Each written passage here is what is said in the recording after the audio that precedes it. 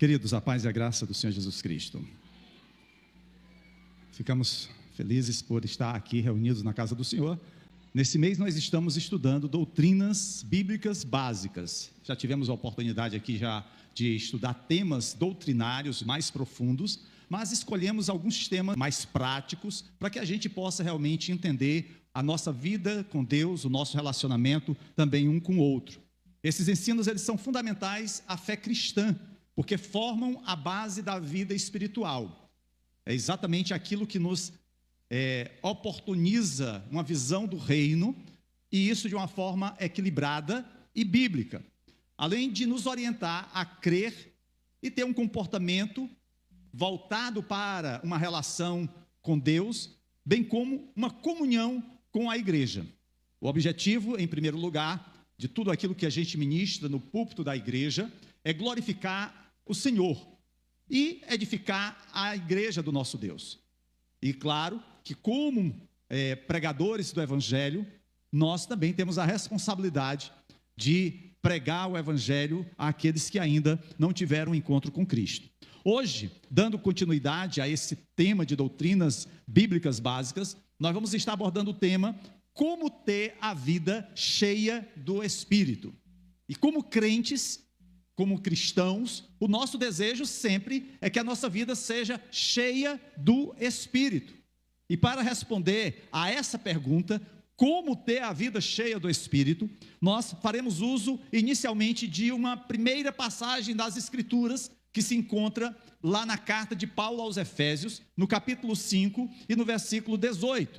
O único versículo que diz assim: não se embriaguem com vinho, que leva à libertinagem, mas sejam cheios com o Espírito. Aqui nós temos uma ordem, um mandamento, e essa ordem, esse mandamento não é de Paulo, até porque a palavra é inspirada por Deus, e aqui nós vemos uma ordem para a igreja. Inicialmente, essa ordem foi dada lá para a igreja em Éfeso, mas essa carta foi replicada, foi multiplicada e alcançou todas as igrejas da Ásia, todas aquelas igrejas aonde o evangelho estava sendo anunciado. E de lá, é claro que essa palavra foi anunciada em outros lugares, chegando até nós aqui no José Walter. E a ordem de Deus para a nossa vida é exatamente essa, que devemos não nos embriagar com vinho, pois isso leva à libertinagem. Porém, mas, todavia, entretanto, devemos ser cheios com o Espírito. E aí a gente vai entender o que é ser cheio com o Espírito.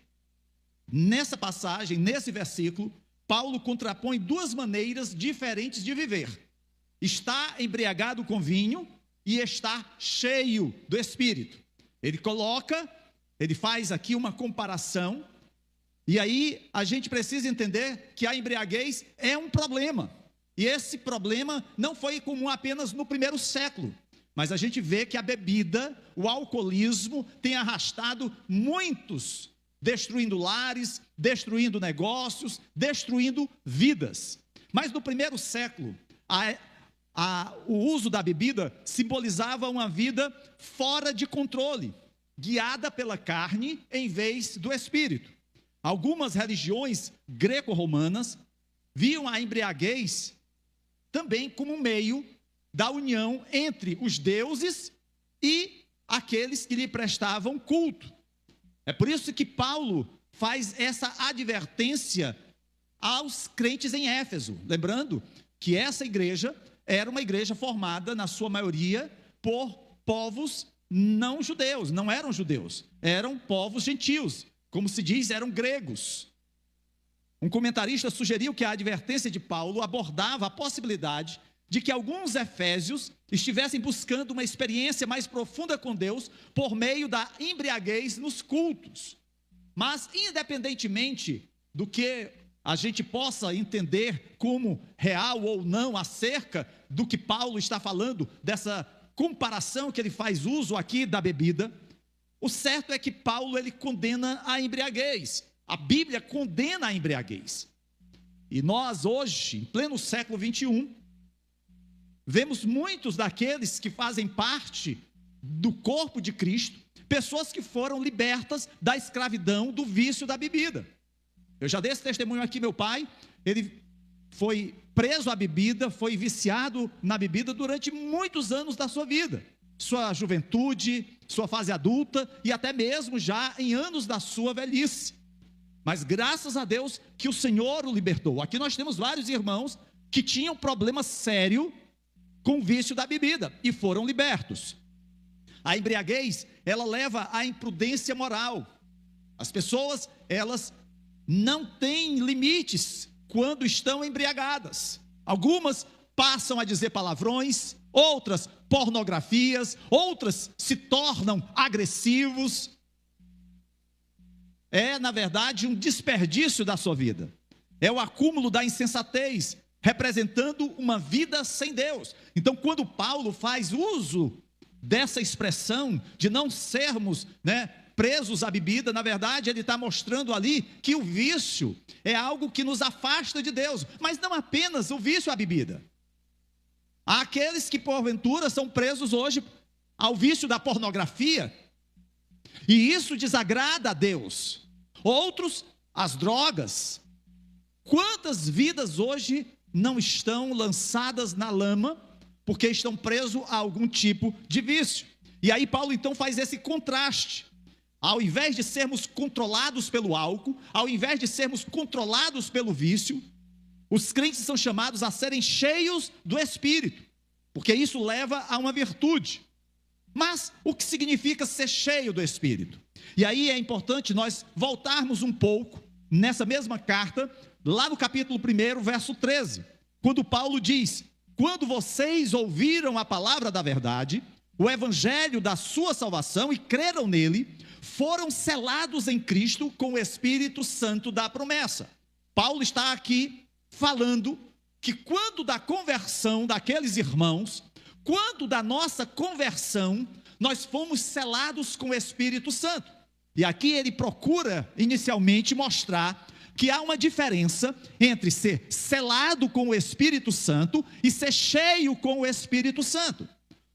Todo aquele que confessa a Jesus como Senhor e Salvador, todo aquele que passa a ser propriedade de Deus, é selado com o Espírito Santo. Nós recebemos um selo, aonde nós temos um destino, a glória celestial. Esse selo nos é dado por Deus, não é algo que eu alcance pelo meu mérito, pelas minhas obras. Através desse selo, nós somos então, ou fazemos então parte da família de Deus. O Espírito Santo, ele se faz presente nos crentes quando da sua conversão, porque o Espírito nos sela e também nós somos a habitação do Espírito Santo. É por isso que lá em Efésios capítulo 5, 18, Paulo agora clama, não mais pelo selo do Espírito, mas pelo enchimento do Espírito. Ele está chamando os efésios a continuarem a viver sob a influência e o poder do Espírito que foram por ele selados, no qual são moradas do Espírito. Ou seja, eu posso ter o selo do Espírito, mas eu posso não estar cheio do Espírito. Eu posso ser uma pessoa convertida, eu posso ser um crente, mas não necessariamente eu ser cheio do Espírito. E é exatamente sobre isso que nós queremos mostrar qual é essa diferença. O texto grego, ele oferece valiosas perspectivas sobre este mandamento.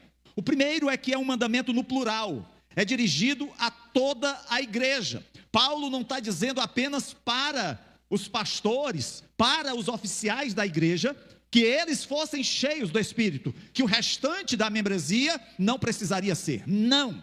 Paulo está dizendo que essa ordem de ser cheio do Espírito é para toda a igreja, todos os crentes, e não apenas uma casta sacerdotal.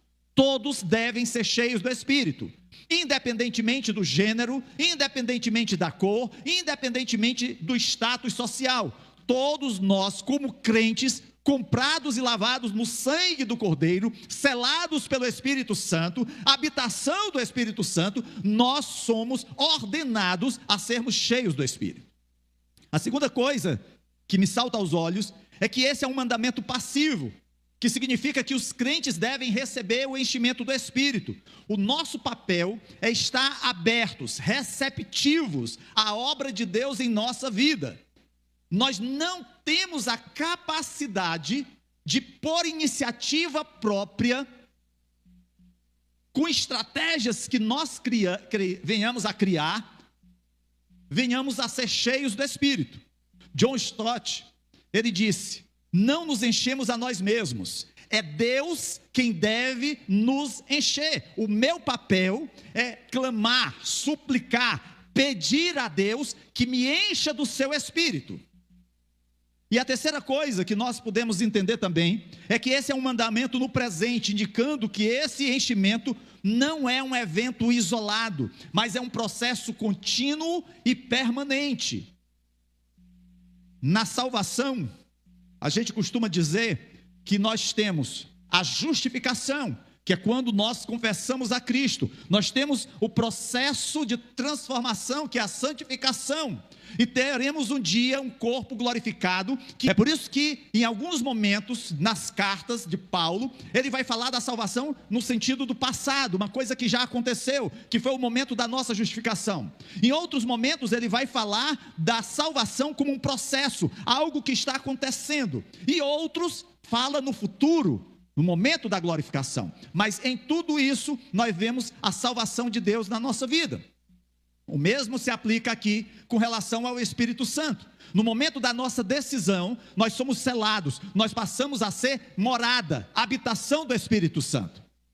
Porém, o enchimento deve ser algo que eu deva buscar de Deus diariamente na minha vida. E aí nós vamos ver como é que nós devemos buscar ser cheios do Espírito.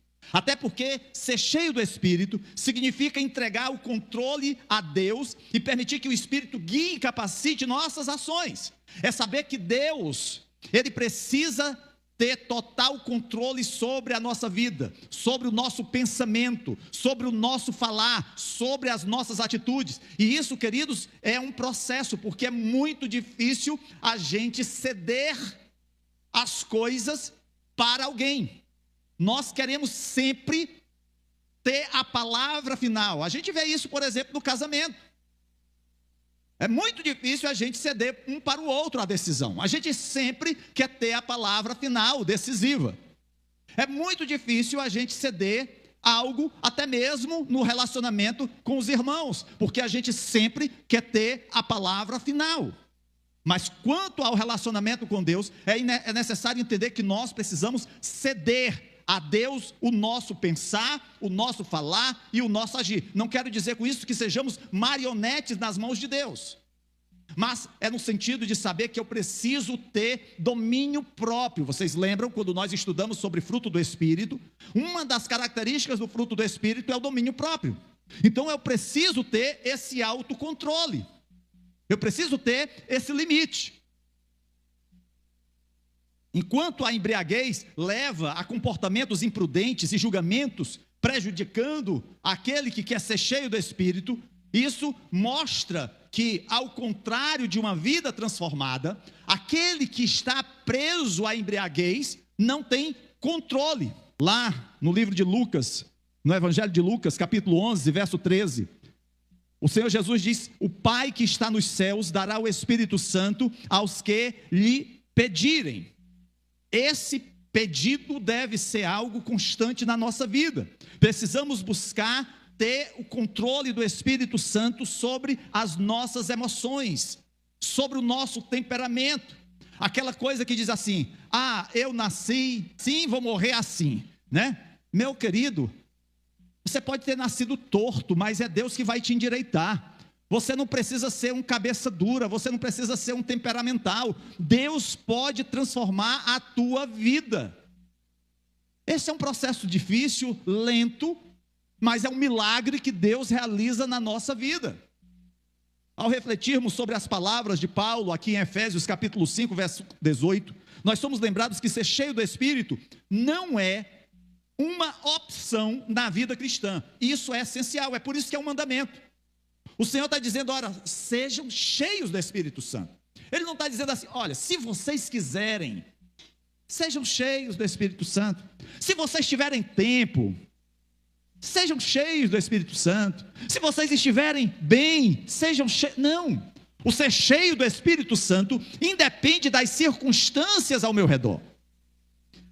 O ser cheio do Espírito transforma a nossa adoração, os nossos relacionamentos e toda a nossa maneira de encarar a vida. E no mundo em que se busca muitas vezes a satisfação ou prazeres passageiros, Paulo nos chama a um padrão mais elevado, maior intimidade com Deus, a sermos continuamente cheios do Espírito Santo. O ser cheio do Espírito Santo não está limitado ao domingo, quando eu vou para a igreja. O ser cheio do Espírito Santo precisa ser uma busca diária na minha vida.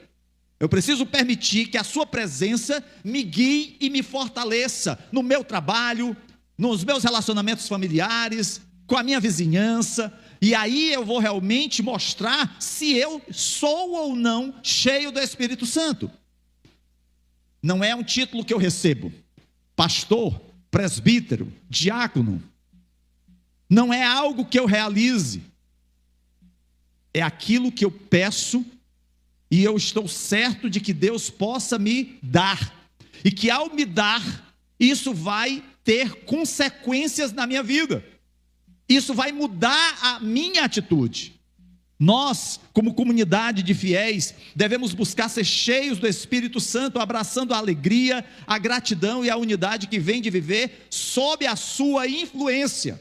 Nós não somos chamados para viver sob a influência da carne. Nós não somos chamados para viver sob a influência do vício, que é da bebida, que é da pornografia, que é das drogas, que é até mesmo do trabalho. Tem pessoas que às vezes são viciadas no trabalho.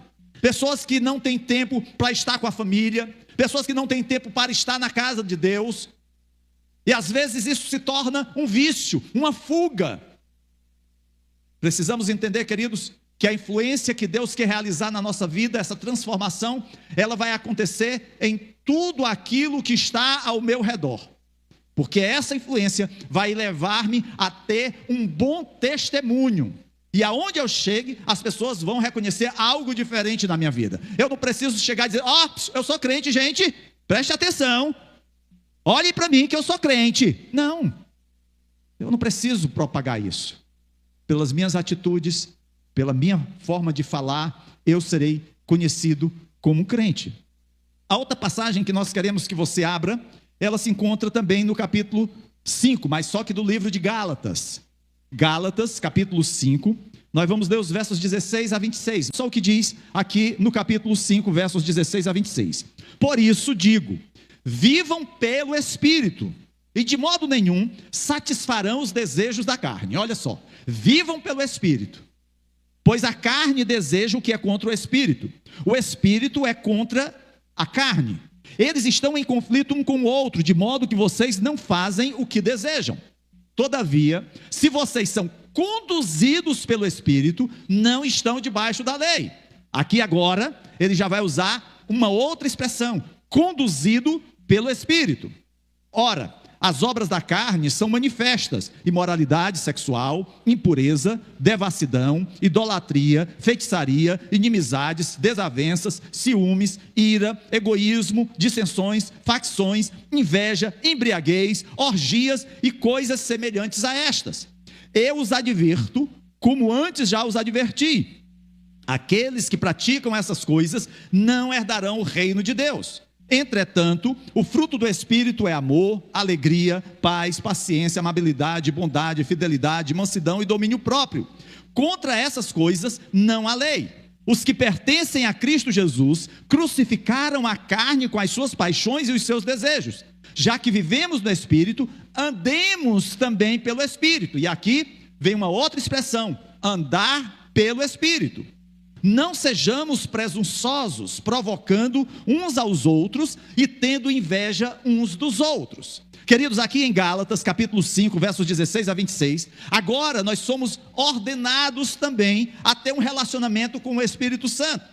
E isso vai nos ajudar a ser cheios do Espírito. O apóstolo Paulo nos ordena, não devemos pensar na vida cheia do Espírito como algo distante, que esperamos alcançar um dia, com muito esforço. Pastor, eu talvez vá conseguir ser cheio do Espírito Santo depois que eu conseguir fazer o meu curso de bacharel em teologia, depois que eu conseguir fazer um mestrado em teologia, ou então daqui a 30 anos, depois da minha conversão, eu ainda sou um neófito, um novo convertido. Ou então alguém poderia dizer: pastor, quem sabe quando eu for um diácono, um presbítero, um pastor, aí eu vou galgar ser cheio do Espírito. Queridos, na verdade, a vida cheia do Espírito é a vida que você tem pela fé em Jesus agora. O ser cheio do Espírito é algo que você pode alcançar agora, hoje. É um relacionamento contínuo e permanente com o Senhor. Ser crente, ser cristão, é ter o Espírito Santo. E viver a vida cristã é ser cheio do Espírito. O meu dia a dia vai me revelar se eu sou cheio do Espírito. Eu quero deixar claro, queridos, que esta passagem é para cada um de nós que confia em Jesus. Tanto a passagem de Efésios quanto a passagem de Gálatas, ela não foi escrita, não foi direcionada para descrentes. Essa carta é uma carta que foi dirigida para a igreja, tanto na carta aos Efésios, quanto aqui na carta aos Gálatas. E isso independentemente da nossa fé. Quando Paulo escreveu lá a carta aos Efésios para que eles fossem cheios do Espírito, ou agora escrevendo aos crentes da Galácia para que eles andassem, fossem conduzidos, vivessem cheios do Espírito, ele não faz isso esperando que essas ordens alcançassem apenas um número restrito de crentes. Não, foi direcionado para toda a igreja. Essa é uma mensagem para a igreja do Senhor. E aí vem então a primeira ordem: viver pelo Espírito. Olha só o que diz nos versículos 16 e 17. Por isso digo, vivam pelo Espírito, e de modo nenhum satisfarão os desejos da carne. Então a primeira coisa que a gente entende é que aquele que não vive pelo Espírito está satisfazendo os desejos da carne, não está tendo domínio próprio, não consegue se controlar diante dos apetites carnais, como o apóstolo João fala, da concupiscência da carne, da concupiscência dos olhos e da soberba da vida. Aí ele continua no versículo 17: pois a carne deseja o que é contra o Espírito, e o Espírito o que é contra a carne. Eles estão em conflito um com o outro, de modo que vocês não fazem o que desejam. O próprio Paulo faz essa declaração: aquilo que eu quero não faço. Queridos, nós lutamos diariamente para vencer aquele inimigo do qual nós somos mais íntimos, que é a nossa carne. Vocês sabem, nós temos 3 inimigos conforme as Escrituras. Um é o diabo, o outro é o mundo, com as suas filosofias, né, os seus princípios, e o outro é a própria carne, é o próprio desejo humano de pecar. E aqui, nessa passagem, nós encontramos, primeiro, uma exortação, uma ordem: vivam pelo Espírito. Aqui, o Senhor está dando uma ordem para cada um de nós: vivam pelo Espírito. E aí tem uma promessa em seguida: de modo nenhum satisfarão os desejos da carne. Ou seja, se eu viver pelo Espírito, eu não vou satisfazer o desejo da carne. Há uma promessa: se eu fizer isso, eu alcançarei aquilo. E há também uma explicação ou justificativa. E aí ele vai dizer: pois a carne deseja o que é contra o Espírito o que é contra a carne. Pois eles estão em conflito um com o outro, de modo que vocês não fazem o que desejam. Paulo está dizendo que há uma justificativa para que nós sejamos ou vivamos pelo Espírito. É porque a carne deseja ou procura fazer coisas contra o Espírito. E como cristãos amados, acordamos todos os dias em meio a uma guerra. Não é a guerra lá do Netanyahu e do Trump com o Irã, mas é a guerra espiritual da qual todos nós, todos os dias, passamos. Porque os desejos da carne nos puxam para um lado, e os desejos do Espírito nos puxam para o outro. Vem o desejo de mentir, vem o desejo de fazer algo que a gente sabe que não agrada a Deus, que entristece ao Senhor.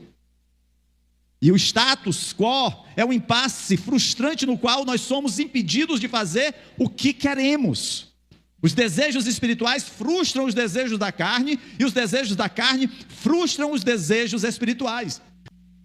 Queridos, nós precisamos entender que o inimigo vai procurar de todas as formas intentar com a nossa comunhão com Deus.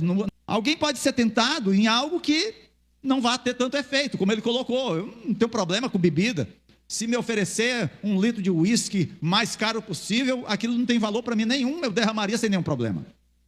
Mas ele disse, em contrapartida, tem outras áreas que eu sou mais sensível, eu estou mais fragilizado, e são essas áreas que eu preciso estar mais atento. Queridos, isso vai acontecer com cada um de nós. Vamos estar continuamente lutando contra a tentação. E é por isso que nós somos exortados a viver pelo Espírito. Paulo não está dizendo que os nossos desejos carnais desaparecem completamente quando nós aceitamos Jesus. O fato de você ter vindo aqui à frente, o fato de você ter confessado publicamente, de ter orado pedindo o perdão dos seus pecados, isso não vai te blindar, isso não vai te imunizar, isso não vai evitar que você venha a ser tentado ou que você venha a pecar. Precisamos entender que os desejos da carne não desaparecem, mas nós devemos sim evitar que eles nos influenciem. Os desejos, eles podem continuar presentes em conflito com nossos desejos espirituais, mas agora nós vivemos pelo Espírito e não cederemos, nós vamos lutar, porque antes, quando o desejo vinha, rapidamente nós cedíamos. Quantas vezes no gabinete pastoral, não aqui na igreja, mas em outras oportunidades, em outras igrejas, onde eu tive a oportunidade de pastorear, pessoas que relatavam o pecado de não ter conseguido dar o primeiro passo em direção ao pecado, às vezes ao adultério, à traição, às vezes ao primeiro gole de bebida, primeiro cigarro. Paulo, ele coloca que o viver pelo Espírito, amados, ele não elimina todas as tendências e inclinações carnais dessa vida. Nós não vamos achar, em hipótese alguma, que uma pessoa que é cheia do Espírito ou vive pelo Espírito, não vai mais passar por situações difíceis em áreas da sua vida. Em vez disso, elas serão redirecionadas, reorganizadas, para não mais desonrarem a Deus, nem prejudicarem as pessoas, em especial você mesmo. Precisamos viver pelo Espírito, para entender que a nossa vida é para a glória de Deus. Então, se há coisas que você sabe, que pode incorrer em pecado, se afaste disso. Não vá querer dizer, eu sou o bonzão, eu vou enfrentar que eu posso. Queridos, Davi, expectativas impossíveis e irreais para a vida cristã. Nesta vida, os desejos ainda podem surgir, mas segundo Paulo, eles não precisam nos dominar. Você não vai poder evitar que os pássaros voem sobre a sua cabeça, mas você vai poder impedir que eles façam um ninho na sua cabeça. Podemos ser livres, mas somente se vivermos pelo Espírito. A vida cristã, queridos, não se resume a uma decisão tomada de um único dia. Aceitar Jesus como Salvador é o começo de uma nova vida. Você está aqui nessa noite, alguns aqui com pouco tempo de conversão, dias, meses, outros com muitos anos de decisão por Cristo. Porém, é importante que se diga que aquela sua decisão feita no passado, ela foi importante, necessária, vital para a sua eternidade, mas nesse processo de transformação, isso é algo contínuo e permanente na nossa vida. A gente precisa se olhar e ver aquilo que a gente precisa abandonar. Eu acho legal o que está acontecendo nos nossos dias com alguns irmãos aqui da nossa igreja, que estão se esforçando aí para perder peso, né? Fechando a boca, fazendo atividades físicas, e ainda tem mais uns negocinhos que estão usando aí por fora, né? Para reforçar, para agilizar. Cuidado, só tenham cuidado com a procedência. Bom, enfim, é algo que a gente está fazendo, a gente tem que melhorar. Mas, queridos, é importante que se diga que a principal, a maior e mais profunda mudança que deve acontecer na nossa vida, ela é realizada pelo Espírito Santo. E essa mudança, ela vai fazer com que a gente deixe aquilo que não agrada a Deus. E esse é um processo diário. Não se trata de buscar a direção de Deus apenas em determinados momentos, em decisões grandes ou em situações de crise. Não. Viver pelo Espírito é permitir que Ele conduza a nossa vida inteira. Pensamentos, palavras, reações, escolhas, relacionamentos e atitudes. Eu estou dando aqui um curso para noivos, para um casal que vai casar agora no 7 de setembro. E aí eu fico o tempo todo, vocês têm certeza dessa decisão? Olha, ainda dá tempo. Né? Depois que casar, não venha choramingar. Eu pensei que era uma coisa alta. Dá os teus pulos agora, vai ter que aguentar. É até que a morte separe. Queridos, a gente precisa ver que a nossa vida com Deus, ela vai estar tendo consequências em todas as áreas.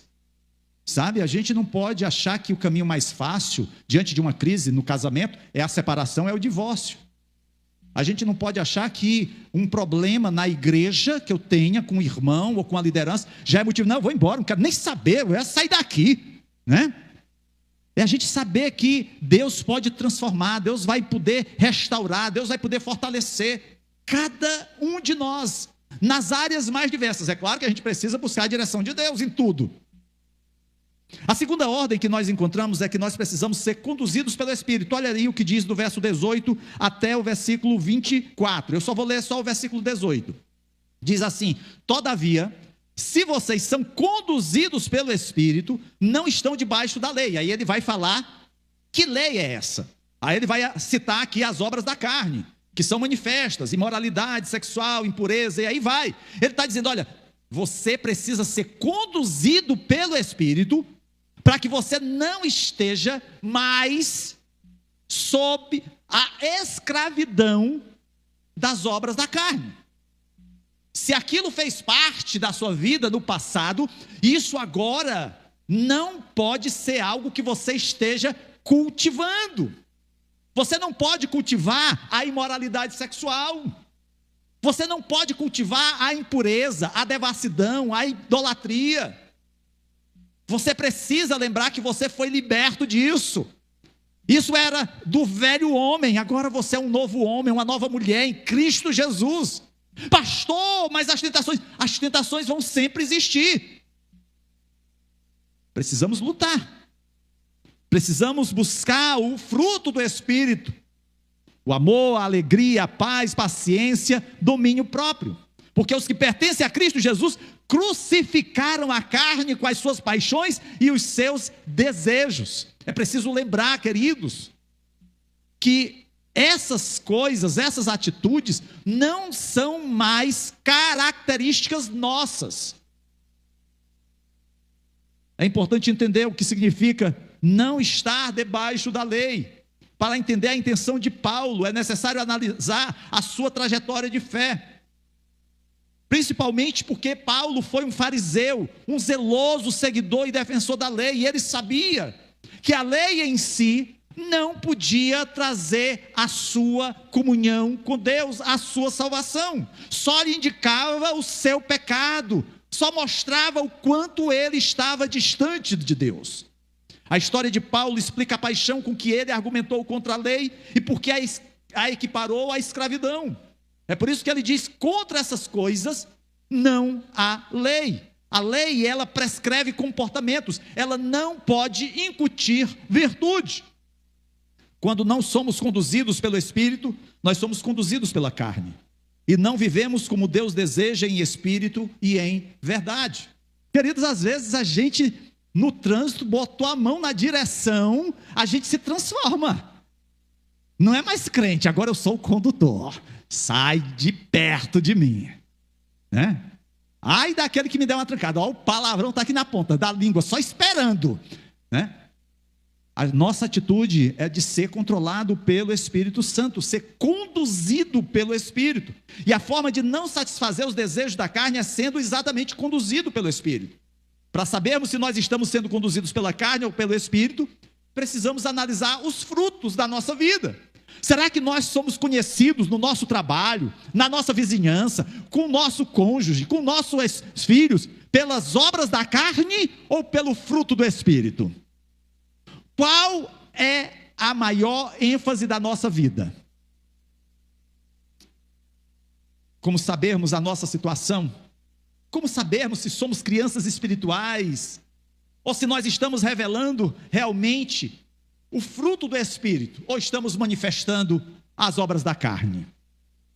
E aí chegamos na terceira ordem, versículo 25 e 26, já que vivemos pelo Espírito, andemos também pelo Espírito. Nós somos instados, nós somos exortados, nós somos ordenados agora a andar pelo Espírito. E aí ele vai dizer o que é isso: não sejamos presunçosos, provocando uns aos outros e tendo inveja uns dos outros. A expressão andar pelo Espírito transmite a ideia de uma caminhada contínua. Não é aquela coisa que você simplesmente chegou naquele lugar e parou, mas que há uma continuidade. A nossa vida com Deus é como uma maratona. Você está ali quilômetros e quilômetros correndo para alcançar, atingir aquele alvo, concluir aquela maratona. Não é uma corrida de 100 metros que você dá um pique e logo acaba. Não. Nós temos aí uma caminhada pela frente. Quantos quilômetros vamos percorrer? Não sei. Alguns podem correr 10 quilômetros, outros 40, outros 50. Esse tempo nós não temos conosco. Quem tem é o Senhor. A decisão para aquele que ainda não conhece a Cristo é uma decisão para agora. Porque quem me assegura que eu vou estar vivo daqui a alguns minutos à frente? Eu não posso adiar a maior decisão da minha vida, que é fazer de Cristo Senhor e Salvador.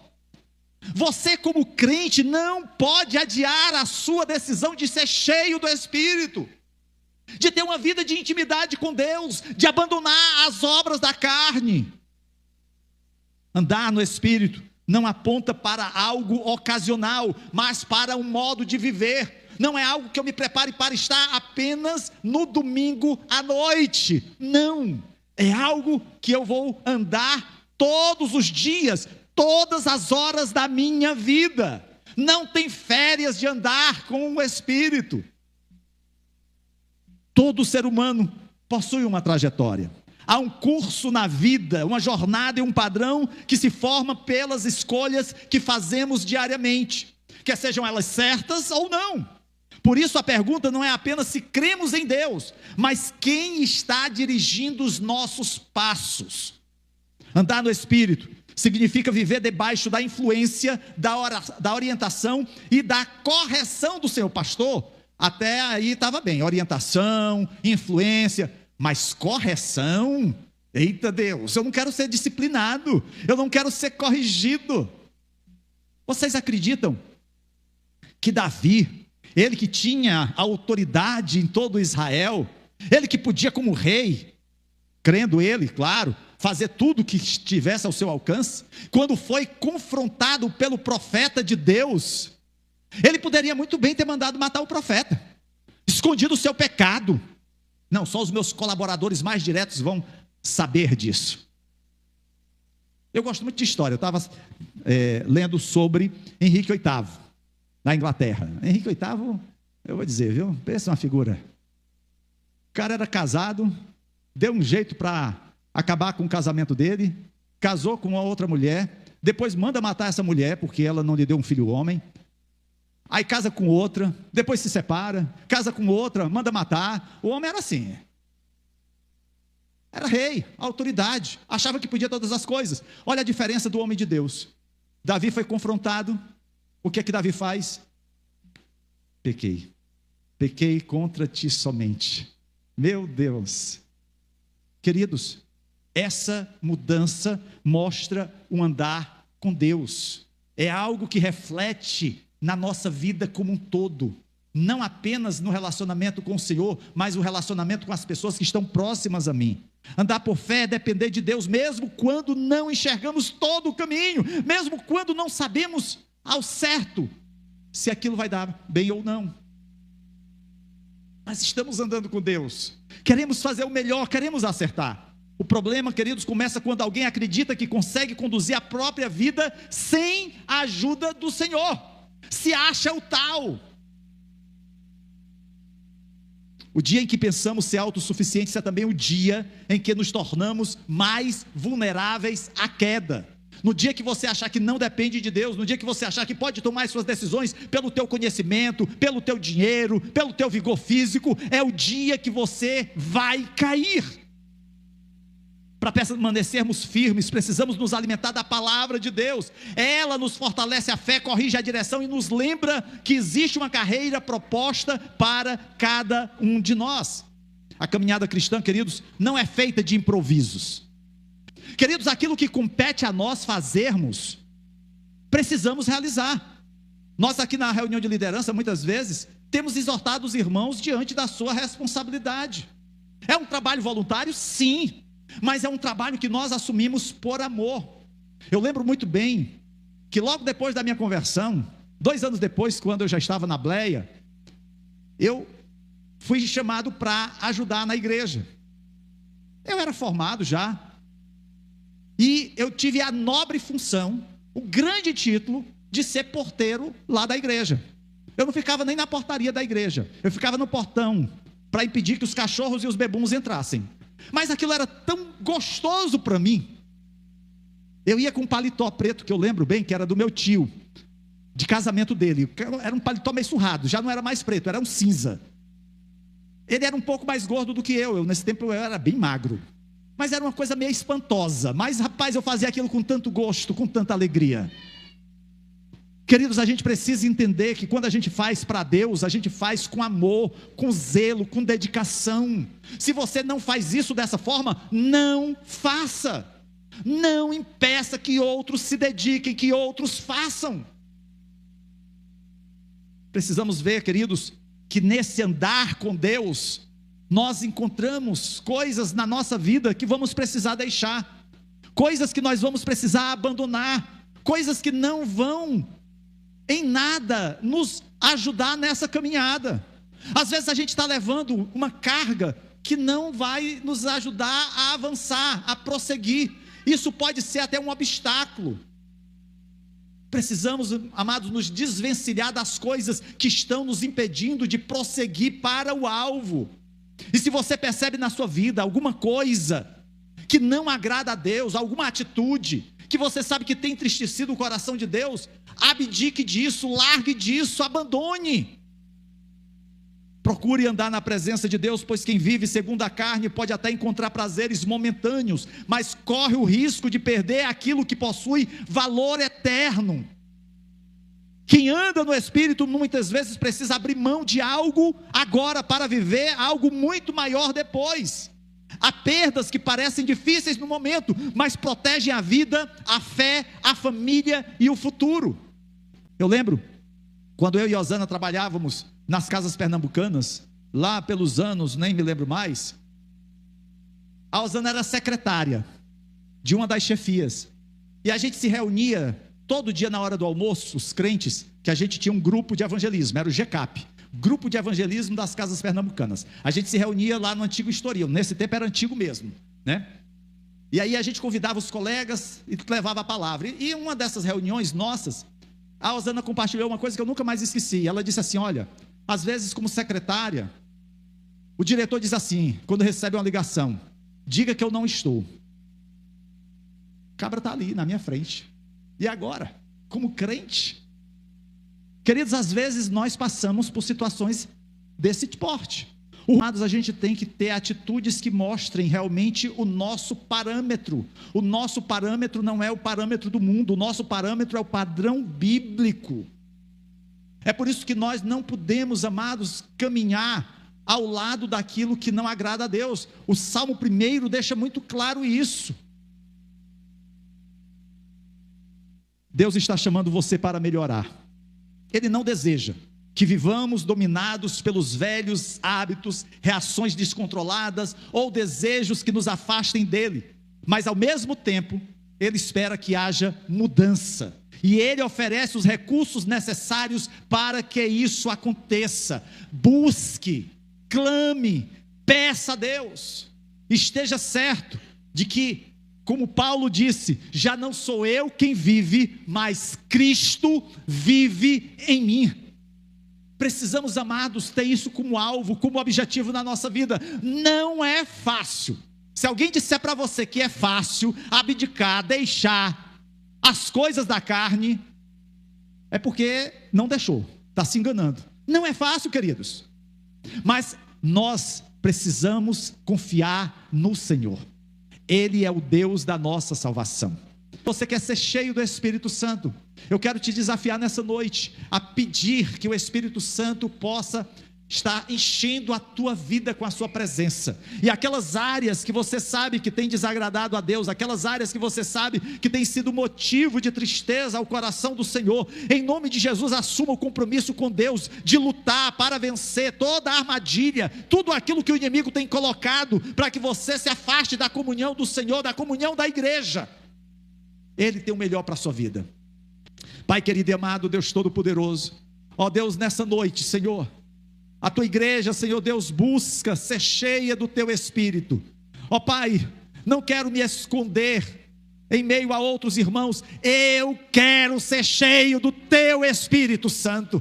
Eu quero isso para a minha vida, Senhor, diariamente. Eu não quero viver, Senhor Deus, debaixo da escravidão do pecado. Eu não quero viver, Senhor Deus, preso aos vícios, às coisas que me afastam de ti. Eu quero, Senhor Deus, ser controlado pelo teu Espírito Santo. Eu quero, Senhor Deus, ser conduzido pelo teu Espírito Santo. Eu quero andar com o teu Espírito Santo, em nome de Jesus, ó Pai. E aquilo, Senhor Deus, que tem me afastado de ti, aquilo, Senhor Deus, que tem me feito lançar-me distante dos teus caminhos, meu Deus, em nome de Jesus, caia por terra, em nome de Jesus, ó Pai. Eu te peço que nessa noite haja compromisso, haja aliança, assim, Senhor Deus, como o teu povo no passado fazia alianças contigo, assumia compromisso, responsabilidades. Nessa noite, Senhor, queremos também assumir contigo, ó Pai, uma aliança, um compromisso, uma responsabilidade de vivermos uma vida cheia do teu Espírito, mudando a nossa mente, mudando o nosso falar, mudando as nossas atitudes, em nome de Jesus, ó Pai. Eu te peço, abençoa cada um dos teus filhos, abençoa a tua igreja, fortalece o teu povo, traz do teu renovo, em nome de Jesus Cristo, amém e amém. Glória a Deus.